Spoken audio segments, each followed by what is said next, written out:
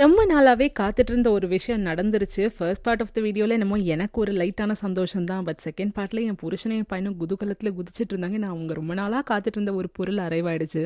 வீடை எப்படியாவது அஸ்தட்டிக்கா மெயின்டைன் பண்ணலாம் ட்ரை பண்றேன். பட் அதுக்கான சந்தர்ப்பமே அமைய மாட்டேங்குது. ஃபினிஷ் பண்ணும்போது ஏதாவது ஒரு குப்பை கூடாரத்தை போய் அதை சேர்க்க வேண்டியதா இருந்தது. ஸோ அந்த மாதிரி தான் இந்த பிளான்டர் வாங்கி செட் பண்ணேன். பட் இருந்தாலும் அதை ரிஜிடா வைக்கணும், இன்டாக்டா வைக்கணும்னு ஒரு சில பேப்பரை சொருக்க வேண்டியதா போச்சு. லோ பட்ஜெட்ல ஒரு சில விஷயங்கள் ட்ரை பண்ணும்போது ஃபினிஷிங் இப்படி தான் இருக்கும். ஸோ இதெல்லாம் ரெடியாக தான் இருக்கேன். அண்ட் என் புருஷனோட சந்தோஷத்துக்கான ரீசன் இதுதான். நான் இந்தியாவிலேருந்து 2 பேட் ஆர்டர் பண்ணாங்க, வந்தாச்சு. என் பையனுக்கு கோல்டோ இல்லை வேறு ஏதாவது வாங்கி கொடுத்தா கூட இவ்வளோ சந்தோஷப்பட மாட்டான். அந்த 2 கிரிக்கெட் மட்டையை பார்த்து நான் மூஞ்சி பார்க்கணுமே, அடடடடா. சீரியஸ்லி தக்ஷனுக்கு கிரிக்கெட்னா அவ்வளோ பெரிய இன்ட்ரெஸ்டே கிடையாது. பட் சடனாக எங்கேருந்து இவ்வளோ ஒரு ஆசை முளைச்சதுன்னு தெரில. கிரிக்கெட்டுக்காக என்ன வேணால் பண்ணுவேன்ற லெவலுக்கு வந்துட்டான். டயர்டாக இருந்தாலும், தூக்கம் வந்தாலும், பசிச்சாலும், கிரிக்கெட்டுனா அது எல்லாமே மறந்து ஓடக்கூடிய நிலைமைக்கு தான் வந்துட்டான். திருத்தி குட்டி தான் அவளுக்கு எதுவுமே பார்சலில் வரலன்னு மூஞ்சி கொஞ்சம் குட்டி உண்டாயிடுச்சு. அதை பார்க்கவே கஷ்டமாக இருந்தது. அந்த தக்ஷனோட பேட்டில் தக்ஷன் ஆடுறானோ இல்லையோ பிரதீப் செம ஃபன் பண்ணிட்டு இருந்தாரு. பிரதீப் எந்த கிரிக்கெட்டரோட ஃபேனு நீங்களே கண்டுபிடிங்க. நான் அவர் ஒரு ஷார்ட்டை ட்ரை பண்ணுறாரு. அதுக்கு ஒரு பேரும் இருக்குது. அது ஒரு நல்ல ஒரு ஃபேமஸான கிரிக்கெட்டர். நீங்கள் கண்டுபிடிக்கிறீங்கன்னு பார்க்கலாம். உங்கள் வீட்டில் இந்த மாதிரி தான் இருக்காங்களான்னு கமெண்ட்டில் சொல்லுங்கள்.